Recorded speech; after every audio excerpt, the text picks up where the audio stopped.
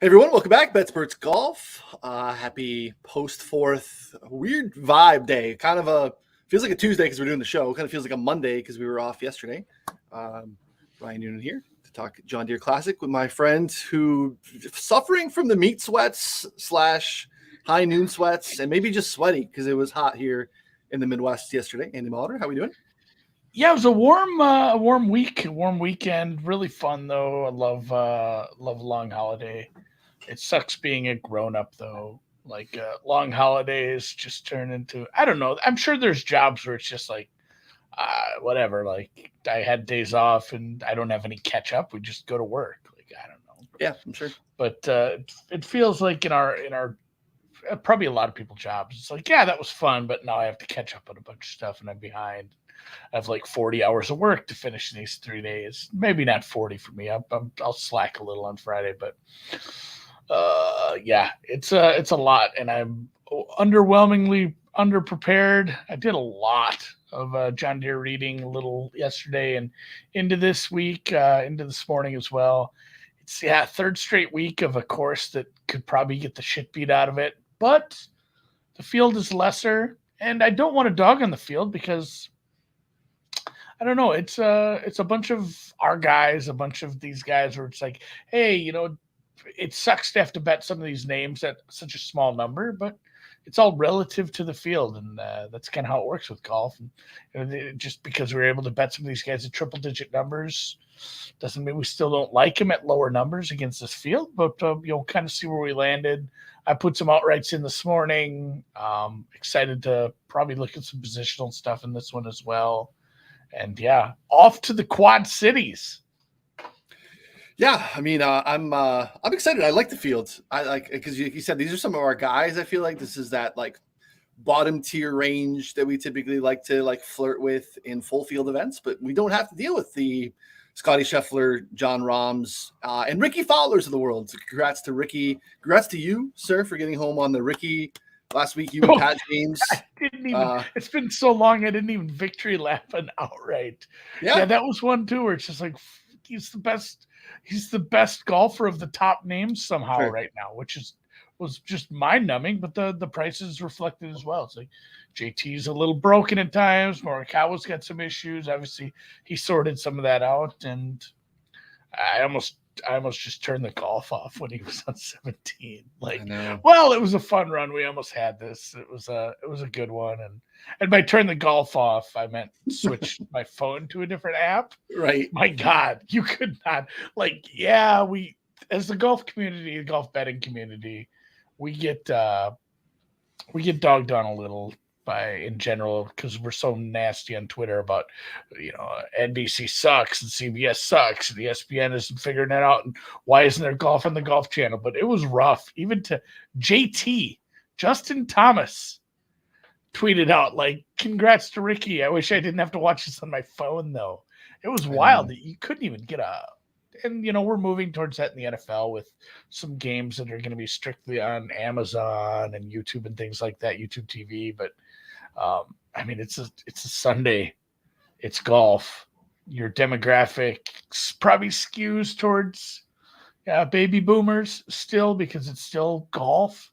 Like you should probably put this on the television for everyone. So kind of a weird Sunday, but great for Ricky, and the exhale just killed me.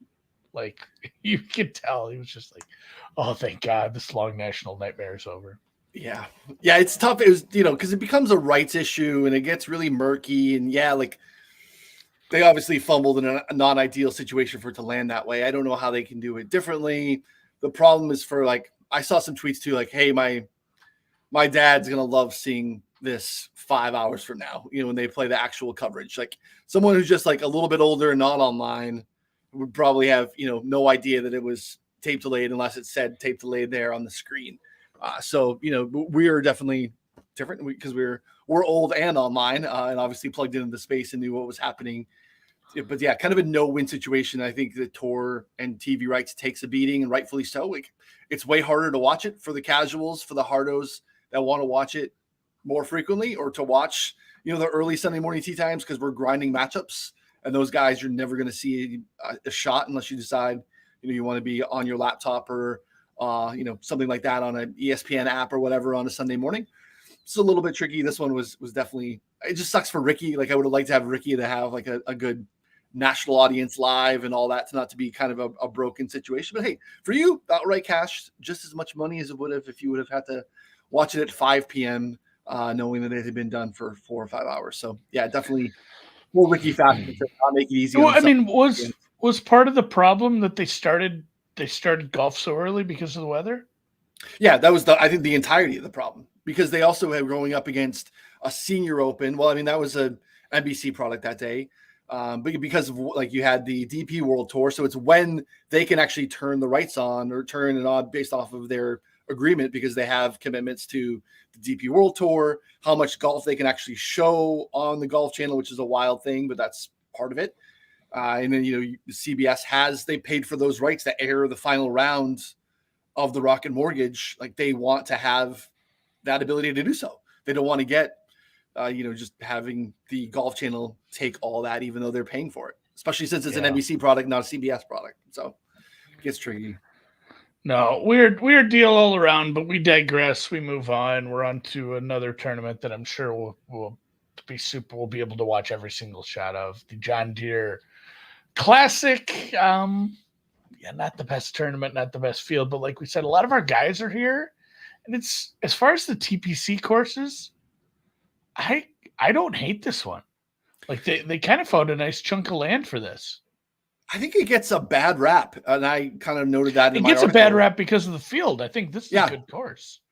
Well, part of it too, because its long-term spot on the tour was the final entry pre-Open Championship, and a lot of the quality golfers that had already qualified for the Open Championship would just go to Europe a little bit earlier. You wouldn't want to have to make that like Sunday nights red eye overseas, to tee it up the next week of the Open Championship. Now with the Scottish being a co-sanctioned event, you have a little bit of leeway.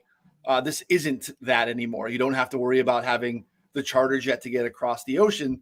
You can just get a better field. And as you mentioned, I think in terms of like some of the weaker field events, some of the weaker TPC courses, I don't know, this one's pretty much straight in front of you, but I think there's a little bit more nuance here. We have, it's still going to come down, as you mentioned, similar to some of the stuff we've seen of late with like Canada and Travelers and Detroit. It's right in front of you, and it's like a wedge and putting fest. Whereas a lot of the tougher courses that we've seen on tour, it's a lot more nuance. We do have some elevation changes here, some dog legs.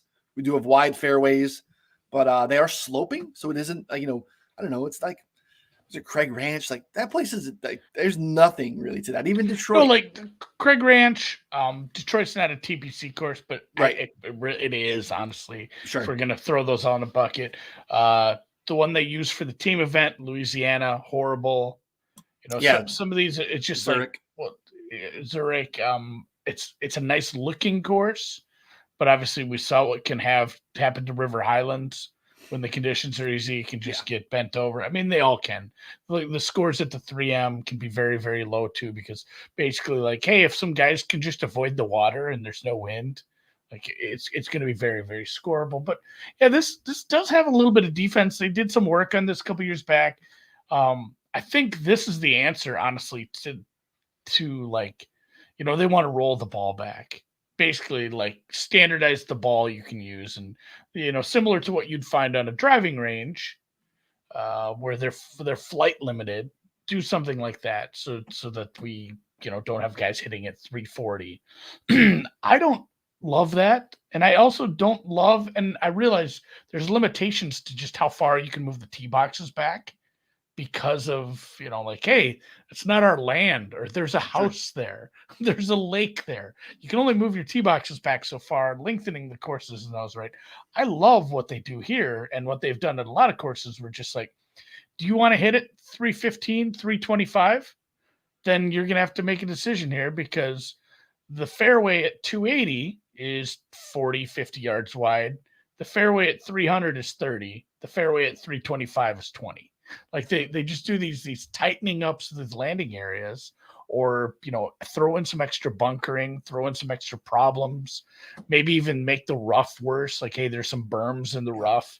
Like if that landing area for the longer drivers is a skinnier fairway with more, possibly penal areas, whether it's sand, whether it's, slopes, anything like that. I like that.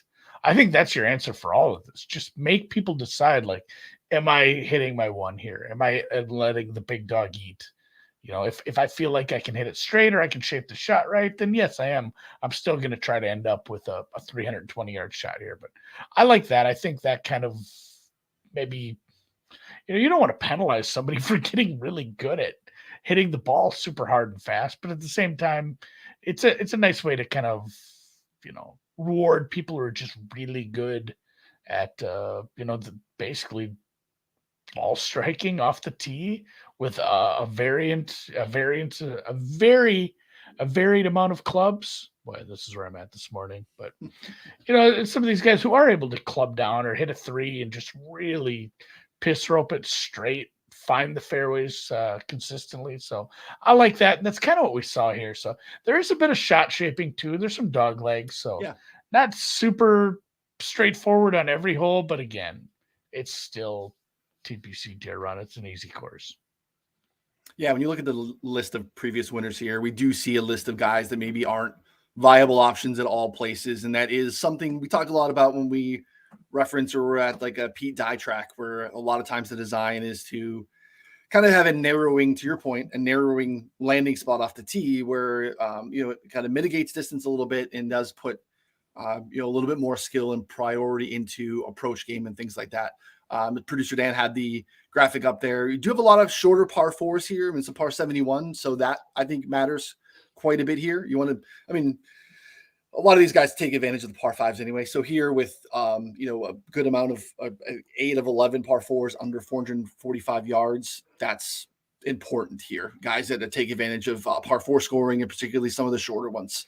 Coming into, again, when you look at the dispersion of the approach shots, you're going to have a lot of wedges. You're going to have a lot of 150 and in, even some, 125, 100 and in based off of, the history here. Whereas again, we see typically on a lot of these other tracks, a lot of the Florida stuff we see earlier in the season, a lot of that ends up being 200 plus. So this is very different. Again, to kind of defend the course and it not being a complete runaway here, they do grow up the grass a little bit. Ron in his preview talks about that is penal in terms of going for the green, birdie rates, proximity to the hole from the rough is actually something here that is a little bit harder than the average course. So it does tend to be a viable defense. We still are going to have low scores. We have 13 consecutive years of this place having a winner at 18 or longer in terms of the final score. So we're going to approach 20 again. We're probably not going to mess around with 30 like Tony talked about last week in the press conference when we get into the mid 20s. We're still probably flirting with the upper 20s here. So short grass collection areas around the green. So around the green tends to be a little bit more tricky here and important. Again, a noisy stat overall. For me, I'm looking at like strokes gained, short game, the combination of putting, because I want my guys to be able to go low and show that they have a little bit of nuance around the greens when they do miss, if they happen to get into the rough off the tee. But those are some of the things that I'm factoring in this week. Yeah, the short grass collection areas are a little different. Like we saw, I'm trying to think of the course we had where they tightened up the fringe around the green. And it's like, hey, if you're missing these greens, you're not like, hey, I'm in this 4-foot fringe, or I'm in something that's like fairway that runs all the way up or around the green. In some instances, like, no, you're in the rough. And it's I think that's why around the green can be a little noisy, because you do see a big variance in what is around 100%. the green, where it's like, hey, there's a huge amount of fairways that kind of loop around the green to the side, or you have this low ass collection area where you're 20 feet below the hole. You can have some of these, the huge bunkering complexes that you see at a lot of courses. So kind of a weird place, because you can end up in a goofy spot, but you're not hitting out of the rough a lot when you're around the green. So basically, just looking for guys who can get up and down around the green. Like you said, just shots, strokes gained, short game, SG. Kind of something to be looking at here. And you do want some good putters. One of the best putters in the world is here this week. Got some shit for putting him on my Ryder Cup team, but boy, that 12th spot is still hard. Like, it's still very difficult to figure out who number 12 on the US of A is. And honestly, like, Denny McCarthy wins this week. He might very much be in that realistic conversation because he's played pretty good golf of late. And that's leads me into the top of the board because he's near the top of the board, and it's not your normal names, obviously, when we do this every year when we come here, but yeah, like Henley and McCarthy. That's the top of the board. We don't have a ton of big names here, and it's Denny McCarthy is just kind of quietly a top 25 golfer. Like he just kind of is. I mean, he's been playing pretty good golf. It's just not an exciting name, and he's not a guy who wins. He's been in contention more than years past for sure. The putter is always a stabilizing effect, but some of the other stuff has been going pretty well. We do have Cam Young here, who's another interesting back end of the Ryder Cup team conversation. I think he's further out than even some of these other guys, which is interesting. Though he is the lone top 20 player in terms of the official world golf rankings, he would be considered, I think, just on paper, the class of the field in terms of, what we think these players are. But it is an interesting top tier. Those are the guys that are basically 20 or shorter. And then again, you touched on it at the top. We have to divorce ourselves of any like preconceived thoughts about like backing X player at X price, because it is all contextualized by the field. Like, sure, we're going to be betting on some guys here this week that we liked and we've had at like triple digits or, 80 or higher, but just a very different mix. We're like, hey, yeah, at the Travelers, like Rory, Scotty, like everyone was in that field. So now they're not here. So it's a very different beast than saying like, oh, can I go to the well on, Austin Eckroat unfortunately is not here. Yeah, we'd be betting Austin Eckroat at 30 here because it doesn't matter that he was 90 in the past. So I think those are some things that you have to remember. I've seen a lot of that discourse on Twitter early here in the week. And it's like, yeah, you got to move forward. Now, you can make the case that because you don't have the top tier guys, that backing a Russell Henley, backing a Denny McCarthy at the top, considering that there are discount versions of them at 2.5x their price, makes it very, very, very difficult because just the band of the distribution of who these guys are as golfers is a lot wider than, say, Scotty Scheffler, who we don't catch 14s on Scotty a lot. But again, just going to the top of the board, sub 20, it just is a little bit harder because there's just more variance in these guys. There's a reason that they are priced where they typically are in a full field event. We're getting Russell Henley for 40, 45. Denny's been in that mix of late too. So, these guys in the mid tier that I think we're really excited about, I think are closer than typically a mid tier is to the top of the board, if that makes sense. No, 100%. Yeah, I love Denny McCarthy. I don't want to bet him at this price, like all things considered, because I do think you're going to see a lot of guys have good putting performances here. They should putt pretty pure. I don't know if it's a huge differentiating factor. Obviously, like you said, short game matters, but there's going to be a lot of guys that have good putting games, mostly just like, hey, who's in decent form? And then look at that relative to the field. Like, it's the same thing everywhere. We have to contextualize these finishes. Like, hey, you had a top 10 here compared to a top 10 in a major.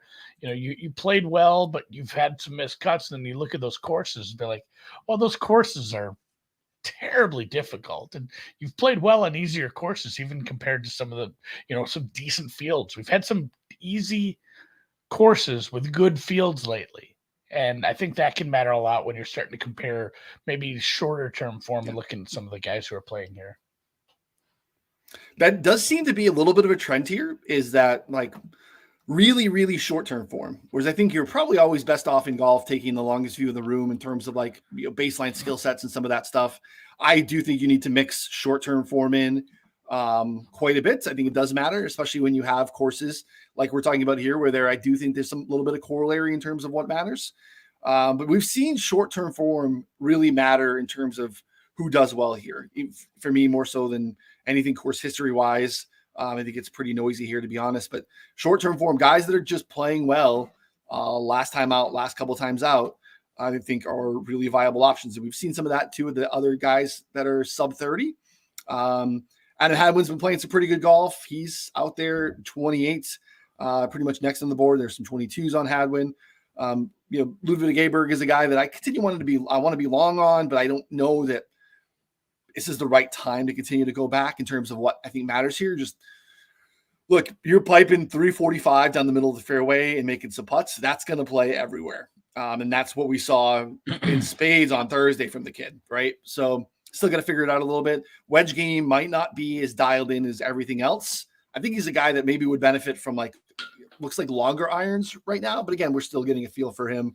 He's hard to back at this price, though I didn't really consider it just because I was like, man, I just want to continue to just be invested, especially in a weak field. We could look back in a little bit and be like, man, how were we not jumping on this kid near 30 in this really weak field event? So those are some of the guys that are sub 30.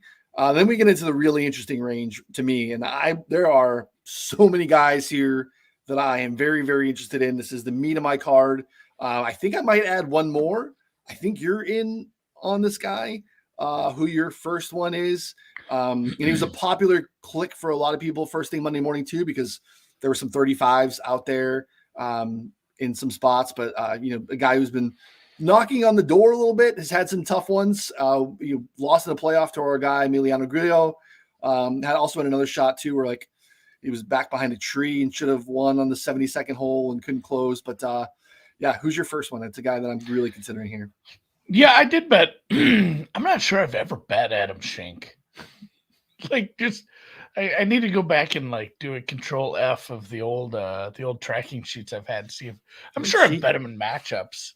I'm not so sure I've ever bet him to win a tournament, but just hey, I'm looking for a guy who had spike putting weeks and also just a really good baseline putter, really good baseline short game. But he's also been really good tee to green, and nice finish last week. He has some top 10s here. The course history isn't going to be super predictive, but he's come here and played well in the past. We've seen him play well in, similar courses, similar fields, and just again, the driving accuracy. If we're looking at the stay out of trouble factor here, it is probably the rough. You can't have a guy who's just squirrely as shit off the tee and expect him to find the greens. Ron posted that at Twitter or his preview, maybe both, but it was just the drop off from greens and regulations from the fairway to greens and regulations from the rough is pretty decent. It's pronounced here, and it's not as big everywhere, but I like the driving accuracy here. Again, the accuracy's been nice on some of the easier courses he's been played recently. So 30-1, it's kind of where I started dipping my toes into the market, was in the 30s. Yeah, Valspar was what I could not think of. But second at Valspar. Yeah, but numerous top 10 finishes. Again, it was in the mix last week too. I like it quite a bit. I'm considering it.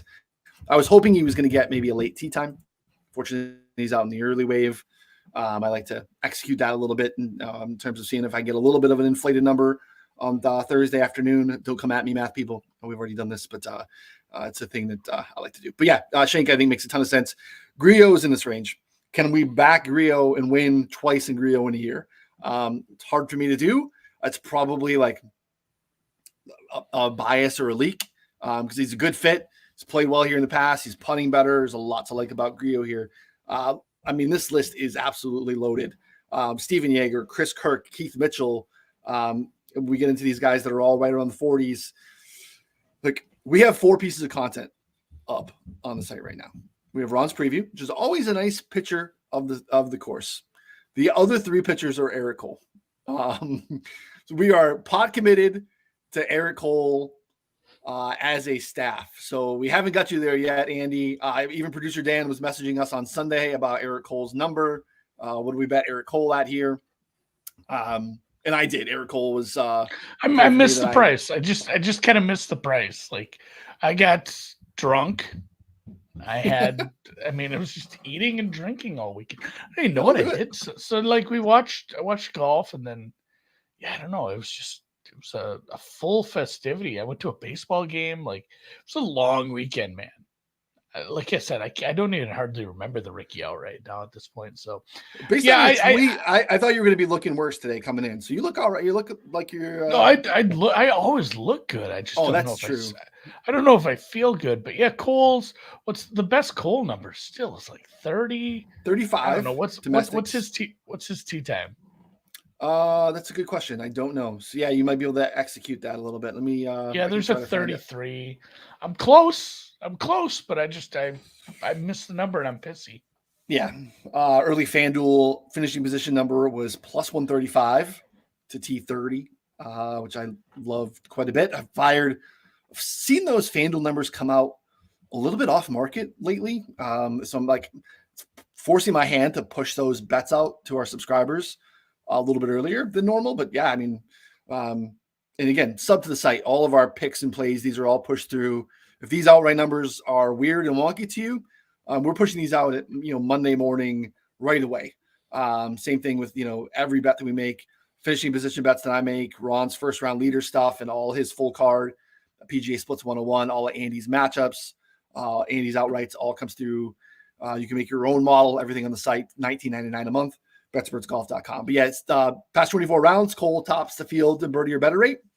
That sounds good because we need to score here. Third in the field over the past 24 rounds in strokes gained short game, what we talked about. And then sixth in par four scoring. So this is kind of where he's making his hay. Also, just narrative driven here. I was reading Daniel Rappaport's Monday recap newsletter thing. Did you hear the Eric Cole story last week? The winning the Pittsburgh tournament or whatever, donating the money. So I can't think of the name. Yeah, it's really cool. The something Fear tournament. Yeah, mini tour event that he used to play. And again, like Eric Cole's like 35. So like he's not like a young kid who's like just kind of coming out. Like he's been grinding for a long time. And this mini tour event in Pittsburgh pays like $20K, which I think relative to a lot of the other ones is significantly higher. This guy has been kind of like a mentor to him. He passed away, didn't play in Detroit, went there, wins the event, like can't get on his plane, is forced to drive there, 8-hour drive, gets in like in the morning, goes out and shoots a 63 the same day, wins the event by 9 strokes, and then donates the winnings to like the local charities of their choosing. I don't know. That's good juju to me. And the guy who's obviously still playing some pretty damn good golf. So Eric Cole still out there at 35, 33s out there too at most spots too. And the plus money on the T30, I think, is an absolutely lovely price for a guy that's been playing really, really, really good golf. And some people will tell you that Eric Cole has a legit case to be made to get into that 12 spot now on the Ryder Cup team. I think that's a harder sell for me. But again, he goes out and wins here, starts playing some more good golf here down the stretch, and then that gets pretty interesting because I agree with you. I think it's still very, very, very wide open. So Eric Cole is company play this week, and maybe we can get you on board, Andy, to close the deal. I just bet him at 33. So there we go. Added to the card.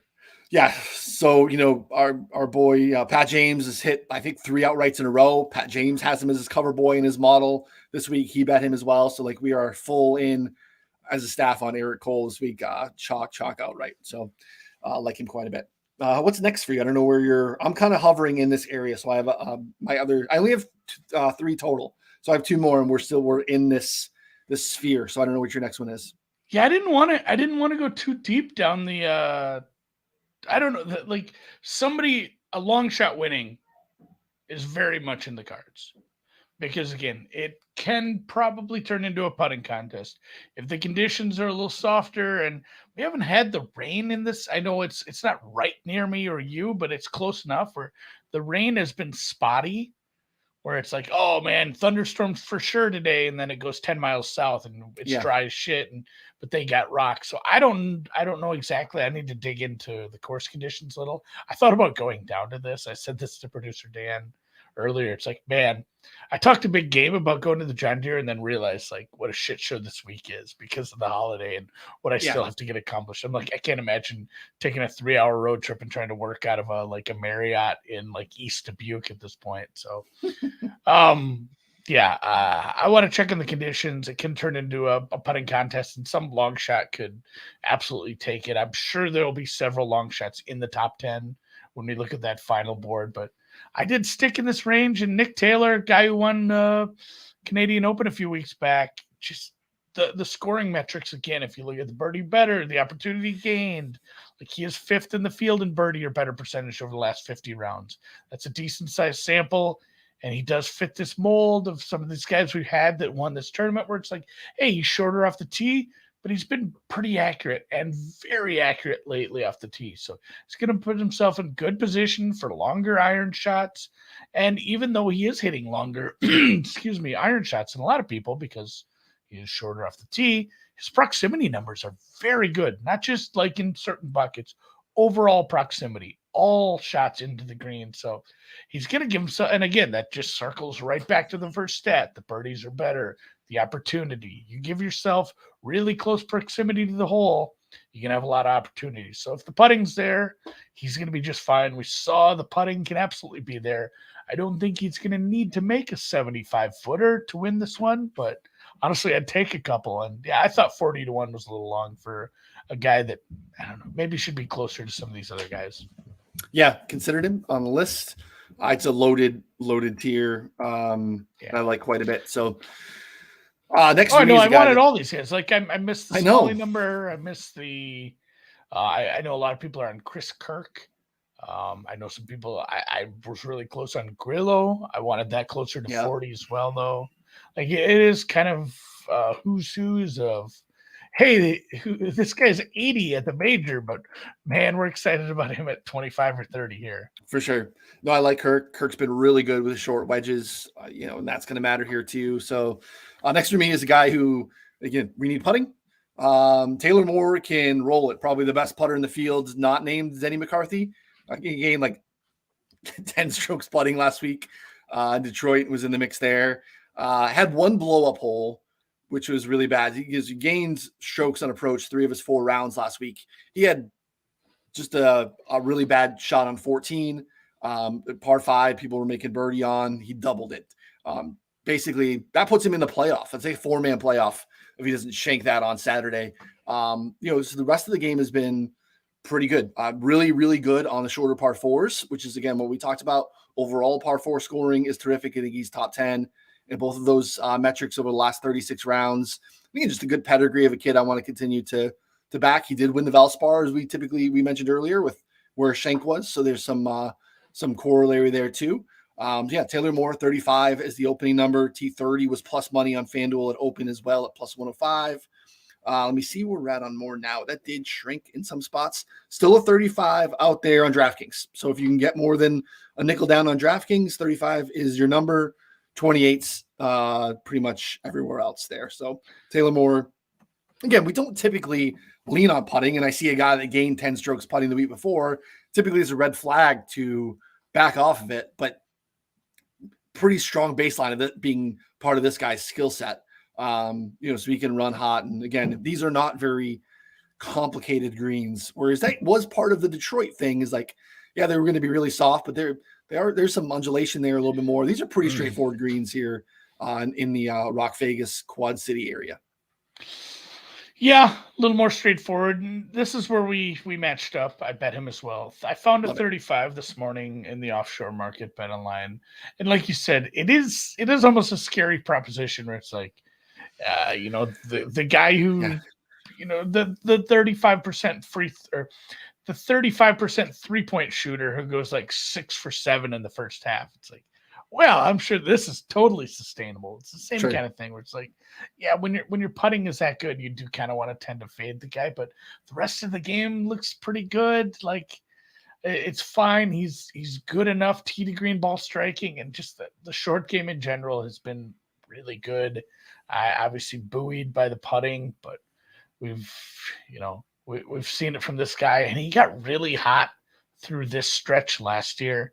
Like I don't know if like that counts for anything. Maybe I count that more than just like straight up course history. But like, if you can play well through this stretch, the John Deere was 24th last year, played well at the Barbasol, played well at the Rocket, played the Rocket obviously was in a different spot.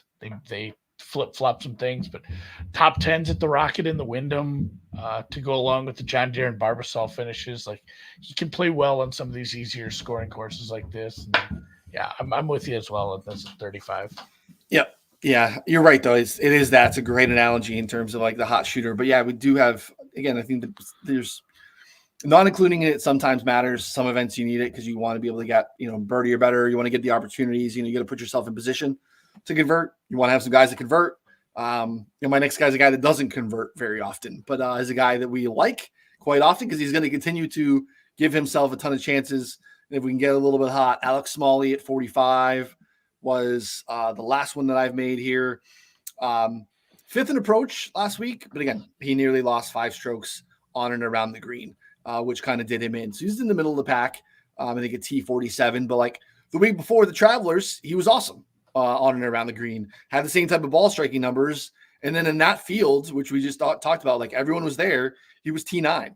So again, if we can get like field average on and around the green stuff from Alex Smalley this week in this field with the way the ball striking has been pretty consistently, and you look past 44 rounds, top 10 in approach, good drive percentage, which we've talked about mattering a ton here because good drive is a combination of accuracy and the ability to get your approach on the green in your next shot.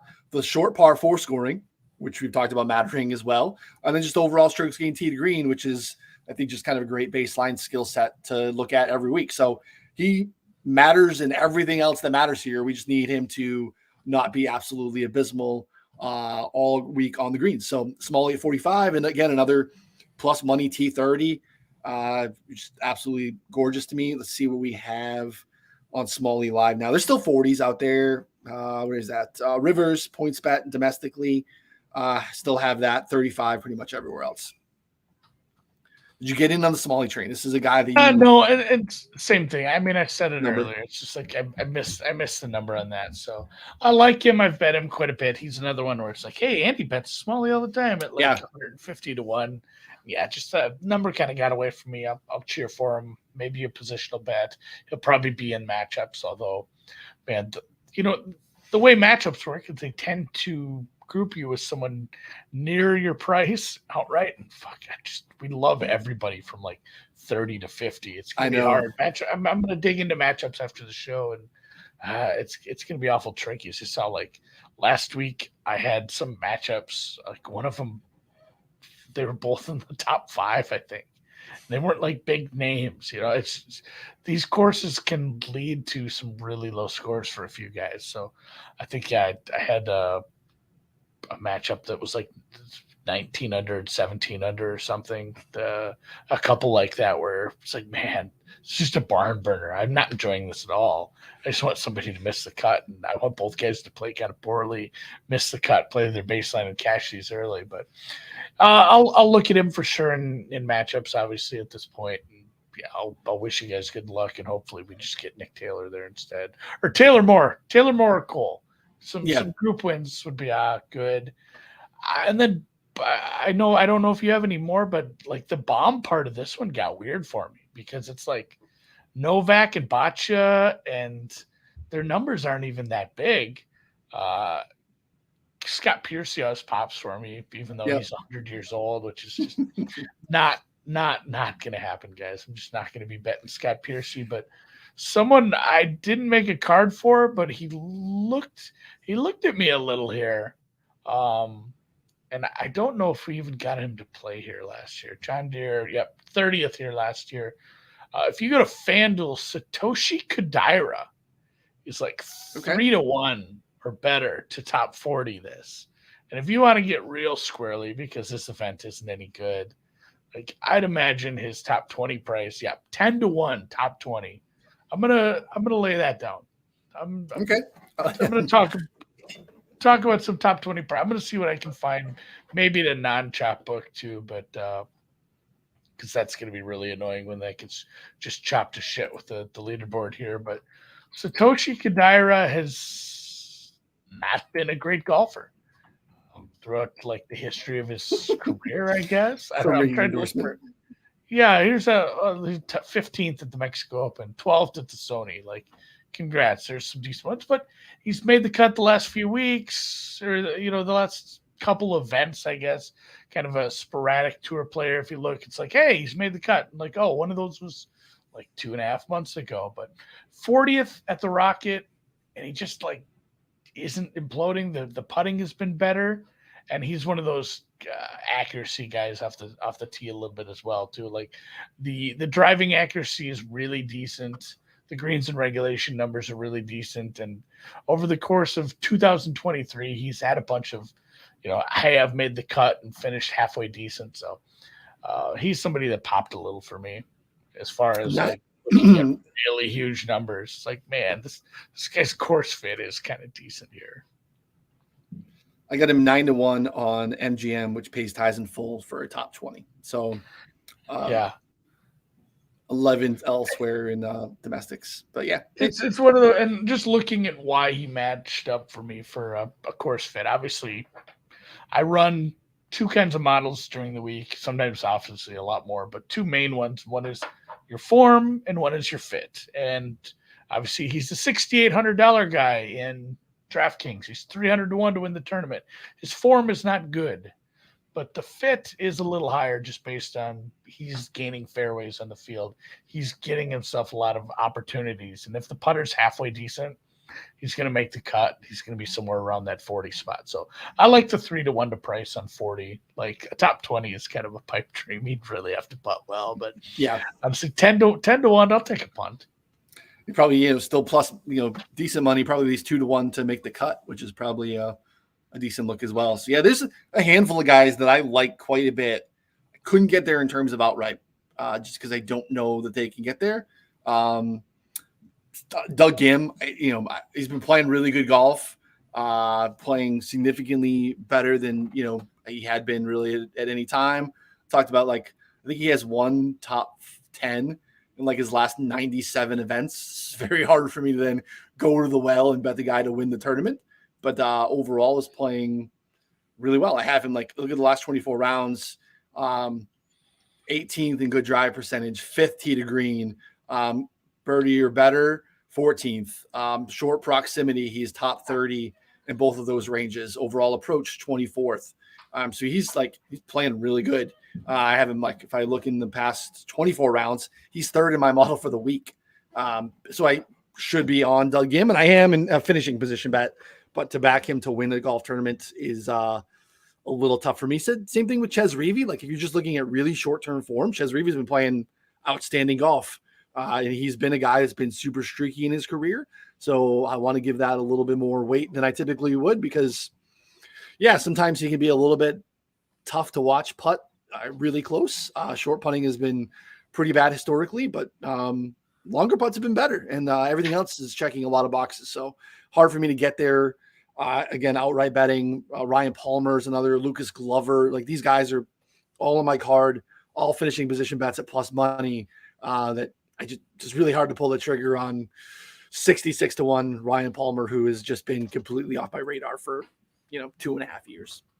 So, yeah, kind of in the same boat with some of the guys that are on that range. And like you said, some of these longs, Reavie I looked at too, but it's I don't know if I like 60. Give me Reavie at a bigger number, maybe positional, finishing position kind of bet I could get on board with, like you said. So Reavie was close. It's stupid that and now I'm digging into Kodaira's Japanese tour finishes. I got to figure out why he withdrew from the BMW Japan Golf Tour Championship Rebuilding Cup back in June. But he had a little bit of a go. I don't know if Japan has a swing season. I'm gonna have to dig into this tour, but he had 3 straight top 5s. Okay. Dunlop Phoenix tournament. Is that in Phoenix? Does Japan have tournaments in America? I'm gonna have to look into this now too. He's a bit of a legend last year in Japan. He had a really nice season.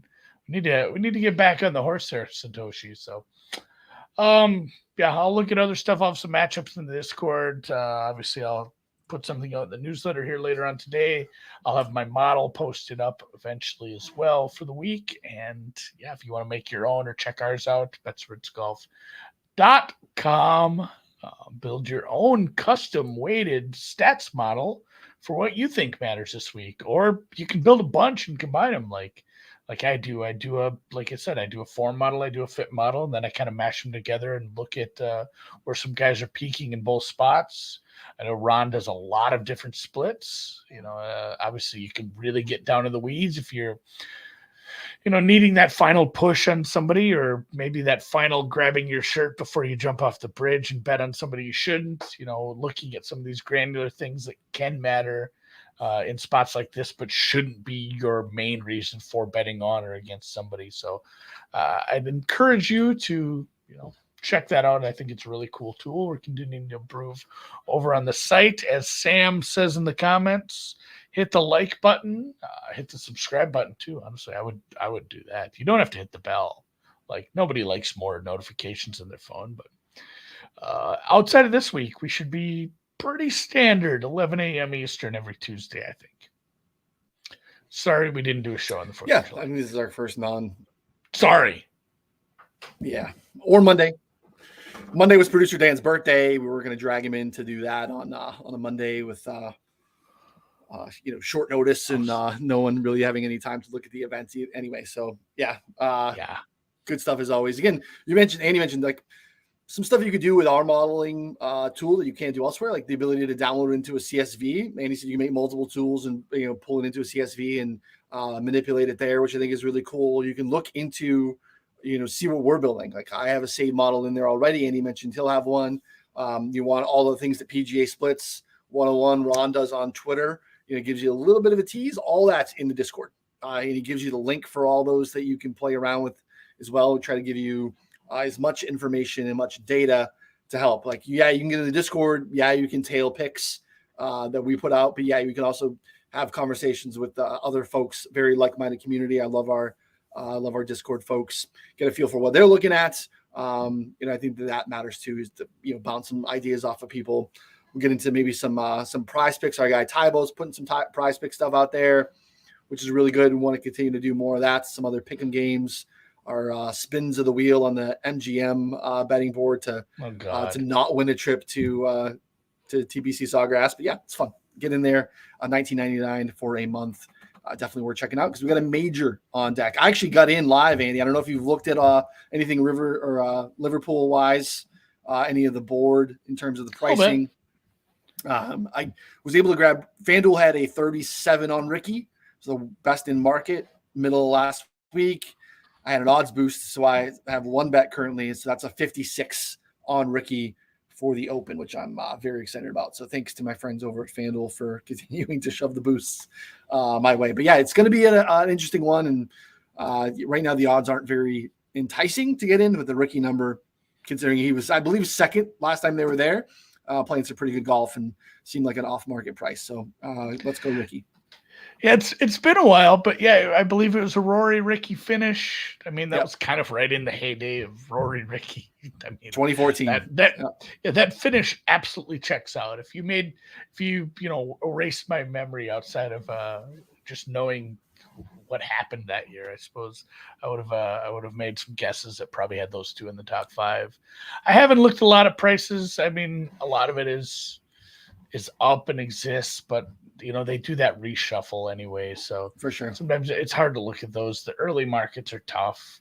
Like Rory's price is probably a little too low, although he is starting to figure it out a little better. But I mean, it's the same that we've seen, and we continue to see where you have Rory, Scotty, and Rahm right at the top. But Cam and Brooks bringing up. I'm going to call it a top 5, I guess, because those guys have played well in some of the majors so far, and you don't even have to go play well in the live events to get that sort of respect in the betting market. You just show up to the big tournaments, play well, and the market will respect you enough, I guess. So nothing for me. I'm trying to see what my Ricky number. My God, it's 20 at some places. We've jumped shark, I guess, at Royal Liverpool at this point. Yeah. I mean, and Cam and Brooks both have really strong histories at Open Championships. So I believe for the Open Championship, I think it definitely is a top 5. So interested to talk about that very, very soon. So again, subscribe, likes, betsportsgolf.com for some free content there, but you want to get the subscription so you can get the tools and all the picks as soon as they come out. So and we will we'll check you next week for a double dose. We'll have some outright picks for the Scottish Open and Keen Trace Barbasol Open.